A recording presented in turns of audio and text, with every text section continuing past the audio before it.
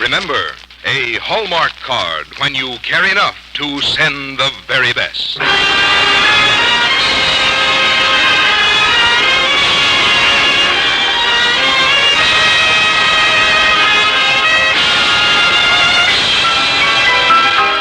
Tonight from Hollywood, the makers of Hallmark greeting cards bring you Blythe in Rose Wilder Lane's Let the Hurricane Roar on the Hallmark Playhouse.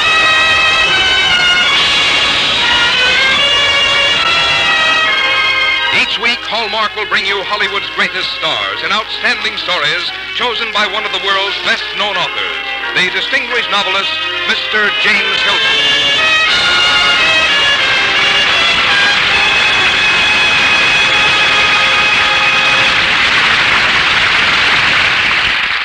Good evening, ladies and gentlemen. This is James Hilton. Tonight on our Hallmark Playhouse, we present a warm-hearted story by Rose Wilder Lane called Let the Hurricane Roar. You know, the story of America is 1,000 stories, each one of them fascinating because each one is different. Yet they all add up to that great and unfinished drama which is America today. In Let the Hurricane Roar, Miss Lane gives us a living fragment of it, with the Dakotas for her background. She tells us of two young people, Charles and Caroline Baker, aged 19 and 17, who set out from back east to find a home in the vast wilderness near the Canadian border. They were very poor, and they had nothing with them but a few domestic articles in their covered wagon. For the part of Caroline, we are glad to have that charming and increasingly popular young actress, Blythe. And now, a word from Frank Goss before we begin the first act of Let the Hurricane Roar. Hallmark is the name to remember when you want to remember your friends. For birthdays, weddings, anniversaries, holidays, there is a quality about Hallmark cards that whispers good taste. And you'll send them with pride, for that identifying Hallmark on the back adds meaning. It says you cared enough to send the very best. Now, Hallmark Playhouse, presenting Rose Wilder Lane's Let the Hurricane Roar, starring Blythe.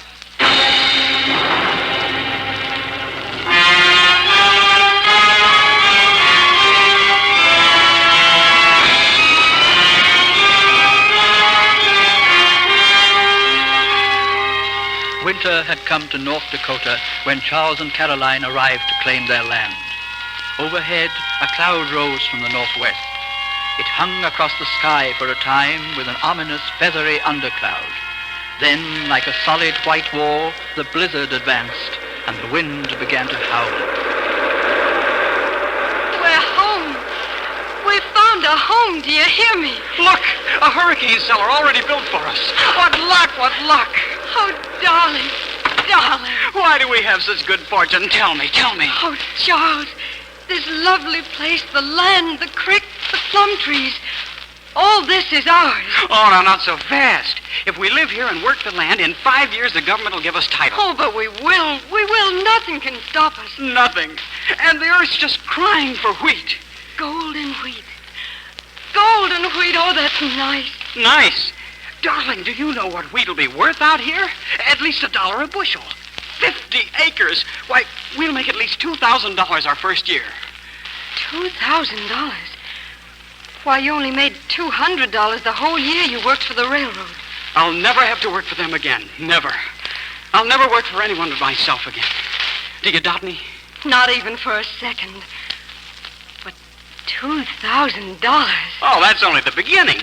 When we get it, could we have a cow? A cow? We'll have a herd of cows. Believe me, Horace Greeley knew what he was talking about. Caroline, we're in the West. We're growing up with the greatest country on earth. And we won't be living like this for long. We'll soon build a house. Oh, a house. A white house with green shutters. A kitchen and a pantry, a dining room, 2 bedrooms. 2 bedrooms? 2 bedrooms? Yes, Charles. Caroline. Uh-huh. When spring comes, our baby will be born.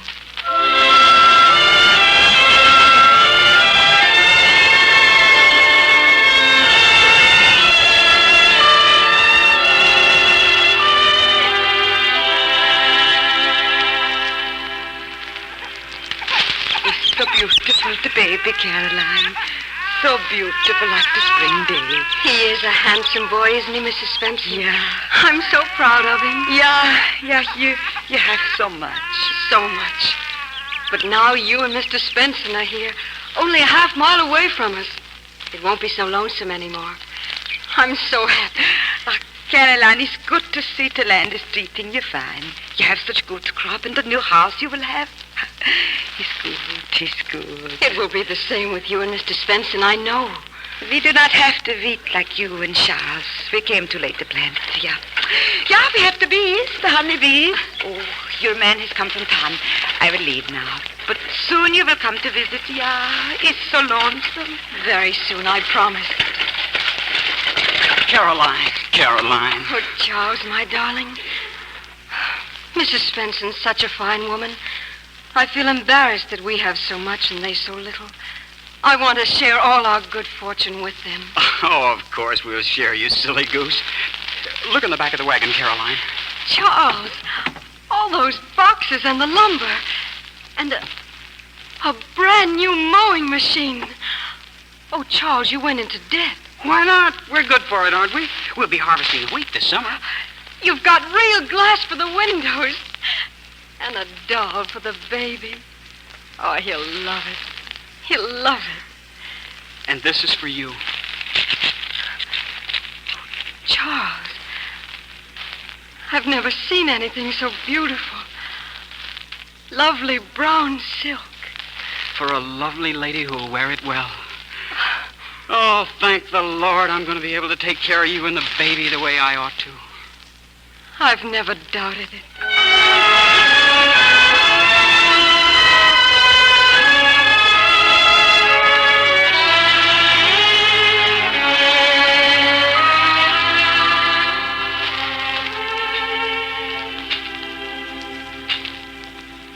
Stand here next to the wheat, Caroline. It's grown more than twice your size.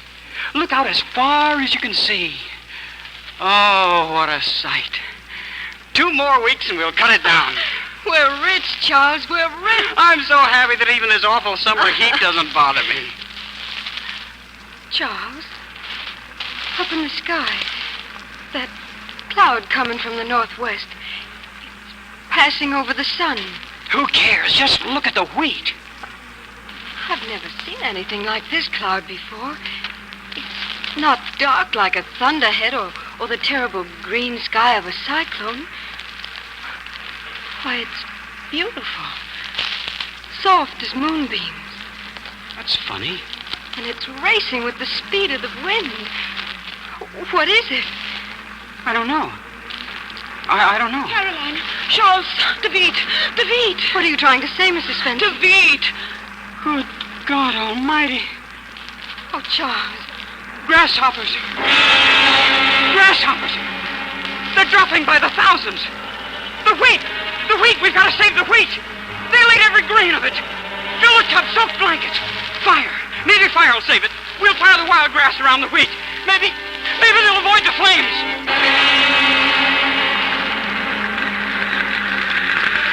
All the grass is afire. All we can do now is wait and pray. Go on in and rest, Caroline. No. The baby, he might be needing you. My place is here beside you.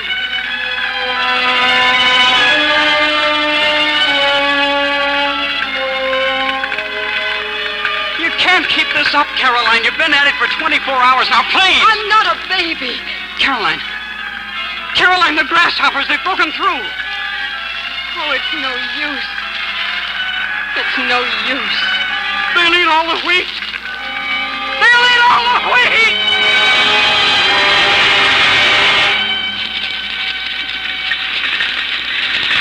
It's no use. Charles, it's no use. We're wiped out.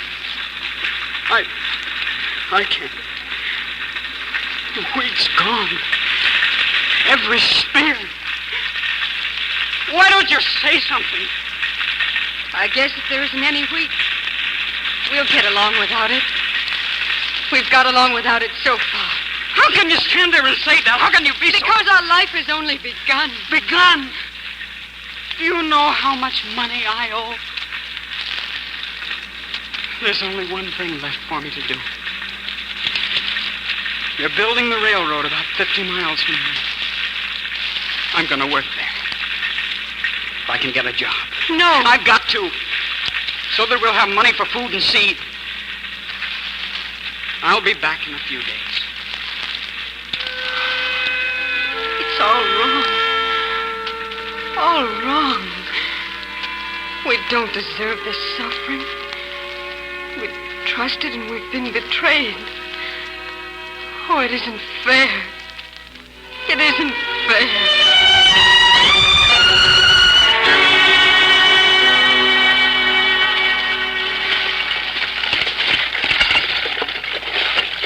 Oh, Charles.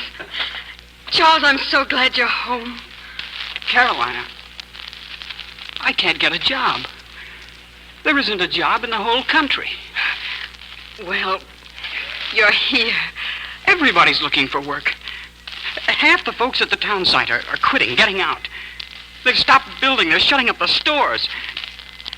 At the railroad camp, it's... Caroline, they're begging. They're begging at the cook shanties. Men with families, they come along and they have to beg for handouts. Beg? Oh, why don't they live on jackrabbits? There aren't any. The jackrabbits have left the country. The grasshoppers took everything. That hasn't anything to do with us. We aren't going to beg. Oh, aren't we?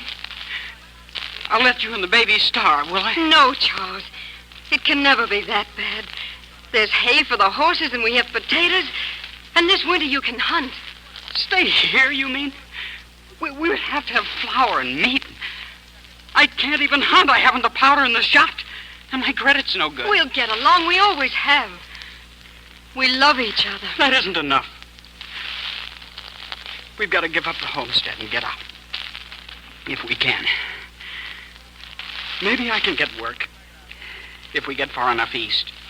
Give up our homestead? Oh, no. It's all my fault. It's those debts. I tell you, I'm licked. I've tried everything. Loftus stopped me at the town site. Said I had to pay him for that lumber. Tried to get him to take it back, and he wouldn't. He said if I tried to skip out without paying, he'd attach the team and wagon. But they hang horse thieves. It's murder leaving a man on foot. He can't do it. Oh, yes, he can. There's a law at the town site now. Then I went to see Henderson about getting powder and shot. He said he was sorry. Sorry? I wasn't asking for charity. He wouldn't give me another cent of credit. Nothing to live on, you and the baby all winter and no seed for next year. We mustn't give up. But what else is there to do?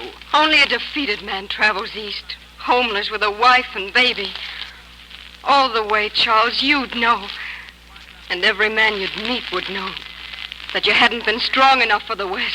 I don't care. You and the baby need... Why don't you go east, just until the winter? How can we make a trip like that and get back in 5 months? We'll have to travel slow with a baby, and we've got to live. Somebody'll jump the place as soon as we're gone anyhow. A fine place like this. All the plowed land. Nobody'll jump it while I'm here. Caroline, you don't mean I'm just as lonesome when you aren't here, no matter where you are. If you were working on the railroad or in the east. I won't leave you. I won't ever leave you. I'll be all right. The Svensons are here. And you'll be back before the winter comes.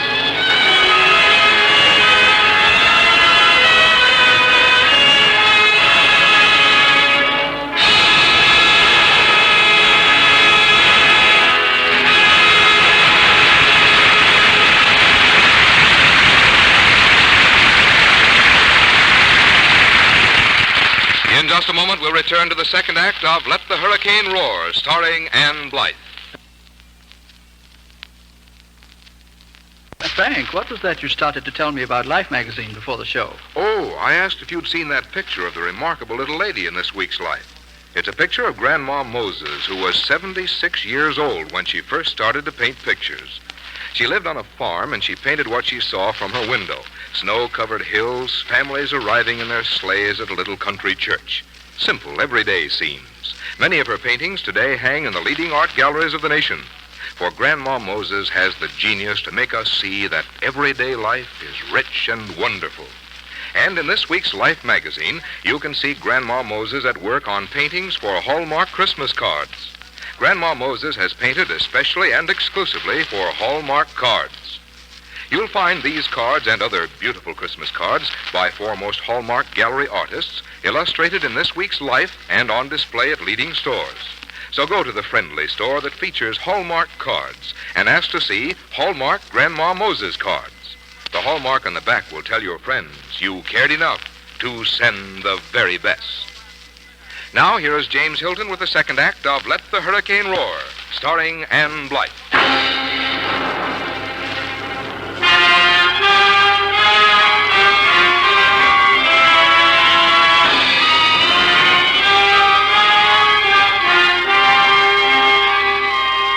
After Charles had gone east to Iowa to look for work, time stood still for Caroline. The days became long and the nights longer, and the hole in the ground she called home became ugly and forbidding. Then the hot summer passed, and it was late September, and the icy gusts of wind blew over the stripped prairie. And as Caroline arrived at the Svensons, she couldn't help noticing the barren plains for miles and miles, and the sod shanties that had been deserted since the grasshoppers came. Peter, it is Caroline. Well, good day, Caroline. When will your Charles be coming? Oh, pretty soon. By the end of October, he wrote and told me. Yeah, that's not right that he leave you alone. It's of my own choosing, Mr. Svensson. Thus far, I've managed to get along. Yeah, but why? Why you do not go with him? We love our land, and no one is going to steal it from us. This country, there's no good. Peter. The country's all right, Mr. Svensson. This country, she feeds nobody. She's like a devil, this country. You can't expect a country to feed you with a spoon. No, but just the same, the grasshoppers, they will come again. There are no trees, no crops. You can't discourage me, Mr. Svensson. I try. It's no use, Anna. She will not hear. Caroline, we are leaving. You're leaving? Yeah, it's time to go when the bee, the little bee, and the big bee killed. I'm afraid I don't understand you. The big bee killed the little bee, for they cannot feed them through the winter. There's no blossoms for to make honey in this country, and we cannot stay where not even a bee could live. You're giving up? For good? Yeah, for good. You come along with us, yeah. We take you to your man. I'm not leaving. We've got a stake in our land. We're going to own it in just 4 more years. Oh, can't you see? You're not only giving up your land, you're giving up a year of your life. Yeah, better that we just lose 1 year. We cannot afford another. Yeah. You must not stay by yourself. It's bad enough when we are near, but now we go. You are alone just with the baby. Good luck, Peter and Anna. When you leave, will you take me to the town site with you? I'll stay there until Charles comes home.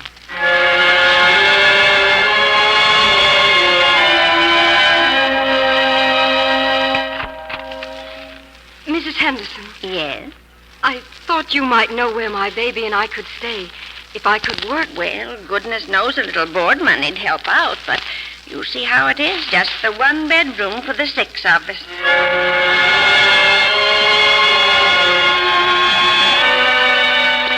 Mrs. Decker. Yes? I'm looking for a place to stay. Well, where's your husband? He went east to work.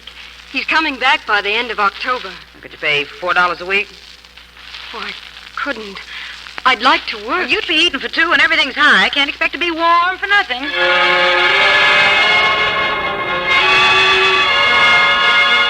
Good morning, Mrs. Insull. I'm looking for work. Well, take my advice and get out of this country. It's full of the meanest, ordinariest people.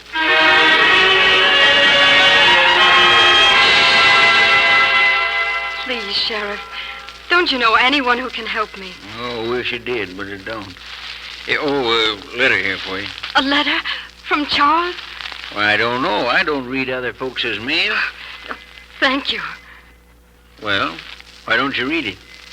I'll read it later when I'm alone. Would you give me a ride home? Well, I'll pay you $1. that's different. Where's home? A hurricane cellar on the prairie. 10 miles from any other human being.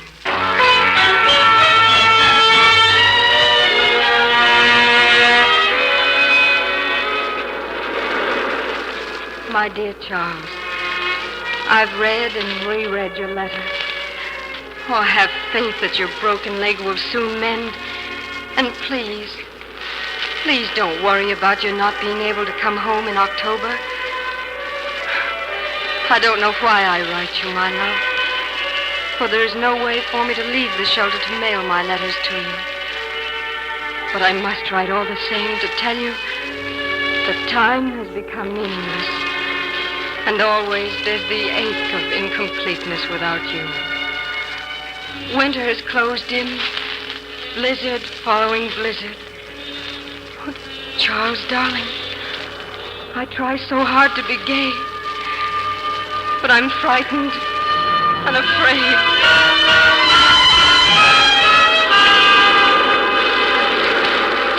My darling, November is here, and a blizzard that is in its 7th day is keeping the baby and me imprisoned. Ice has completely enveloped the dugout. I'm burning the furniture to keep the baby warm.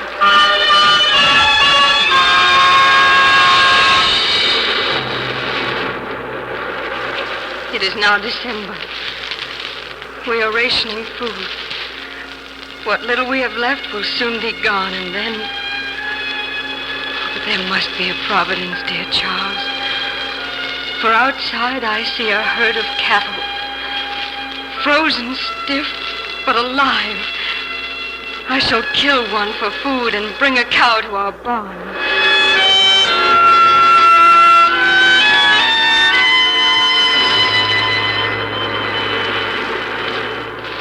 Christmas Eve. Our first Christmas apart. I look at the baby and thoughts keep running through my mind. What if he gets sick? Oh, be still, I won't listen. Suppose a wolf should... Why have a gun? Why am I frightening myself with these horrible fancies?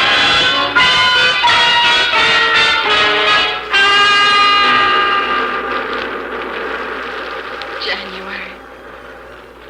February. I've lost track of time. Last night I left the baby alone and went outside. As I reached the corner of the barn, there stood a big timber wolf. I reached for my gun and I didn't have it. I didn't have it. I backed into the barn as he slowly closed the gap between us. As he was about to claw me, I slammed the barn door.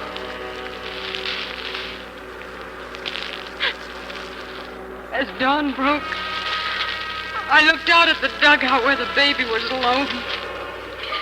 The wolf was digging his way in. I don't know what happened after that, Charles. All I know is that I got into the dugout and got the gun and shot him. Shot him!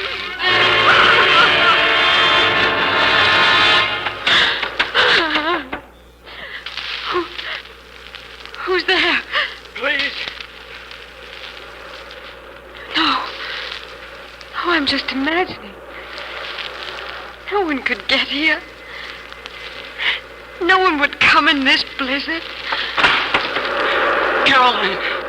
Oh, Caroline. Oh, Charles. Darling. Oh, darling. I came as quickly as I could. I know that, I know. They told me at the town site the Svensons had gone home and you were here alone. How could you do it? Do you suppose I care for anything in the world compared to you? You walked all the way from town. 10 miles in the blizzard. What do you think I'd do with you out here? Oh, your leg. How's your leg? It'll be as good as ever for spring plowing. Charles, we have a cow. A cow, Charles. A cow? Yes. I found her in the midst of a blizzard. What a triumph. What a joke to have a cow. After so many calamities. In spite of calamities, to have a cow. And you're home now, Charles.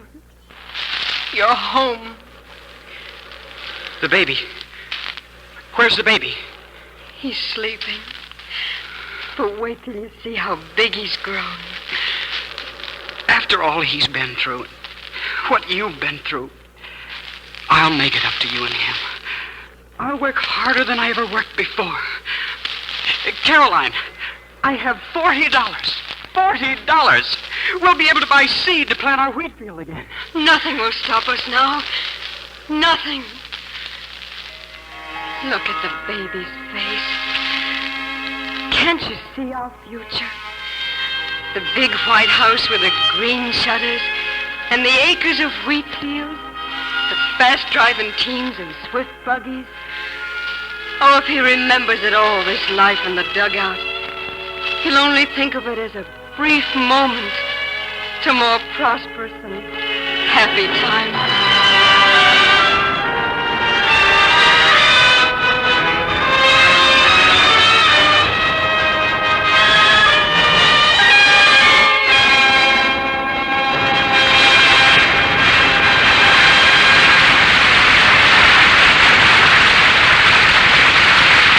Blythe and James Hilton will return in a moment. And now, a word of advice about how to choose your Christmas cards. Probably no purchase you make is more important, for each Christmas card you send represents your taste. It represents you to your friends and loved ones, your business associates, your new acquaintances. So for this important purchase, go to one of the leading stores in town, one you've learned to trust for what is correct and in good taste. The Friendly Store, where you choose your Hallmark cards. Ask to see Hallmark Grandma Moses cards. Grandma Moses has painted Christmas scenes exclusively for Hallmark cards. There are several ways to buy Hallmark Grandma Moses Christmas cards. For only $1, you can get a box of 12 selected cards, and in each box is a large reproduction of one of her paintings suitable for framing. Look for the Hallmark box with a picture of Grandma Moses on the cover. Or you'll find a wide selection of Grandma Moses cards from which you can make individual selections. If you prefer to have your name imprinted, you'll also find Grandma Moses cards in the Hallmark Gallery Artist album. I suggest you stop in tomorrow to make sure of getting cards you can send with pride, knowing they'll be shown with pride. Hallmark Grandma Moses cards. Now, here again is James Hilton. Thank you, Aunt Blythe. We were indeed lucky in having you with us tonight, giving us such a beautiful portrayal of a courageous, pioneering woman. It was a great pleasure for me, Mr. Hilton. I have looked forward to my appearance on the Hallmark Playhouse and my introduction to you. Of course, I need no introduction to Hallmark cards. I always find them perfect reminders for all occasions. After hearing Mr. Goss tonight, I'm awfully anxious to see those Grandma Moses cards. And I'm sure you'll find them to be everything that Frank said they were. Again, thank you for being with us. Thank you, Mr. Hilton. And I'd like to thank Sam Edwards for his fine portrayal of Charles. I hear you're having a doctor story next week. Yes, next week we are proud to present that fine actor Edmund Gwen in the role of Dr. Sericold, a really memorable story by Helen Ashton. It tells of a village doctor with a great heart, a man who not only attended the physical ills of his patients, but offered them his warm philosophy and help in daily living. I hope you'll all be listening. Our Hallmark Playhouse is every Thursday. Our director producer is Bill Gay. Our music is composed and conducted by Lynn Murray. And our script tonight was adapted by Jack Rubin. Until next Thursday, then, this is James Hilton saying good night. Look for Hallmark cards that are sold only in stores that have been carefully selected to get you expert and friendly service. Remember, Hallmark cards, when you care enough to send the very best. Anne Blythe appears through the courtesy of Universal International Pictures and can soon be seen starring with Robert Cummings in Free for All, a Universal International picture. This is Frank Goss saying good night to you all until next week at the same time when James Hilton returns to present Dr. Sericold starring Edmund Gwen and the week following Charles Coburn in Colonel Effingham's raid on the Hallmark Playhouse. See the 2-page Hallmark Christmas card announcement in Life magazine on sale at your newsstand tomorrow. This is CBS, the Columbia Broadcasting System. This is KMBC, Kansas City, Missouri.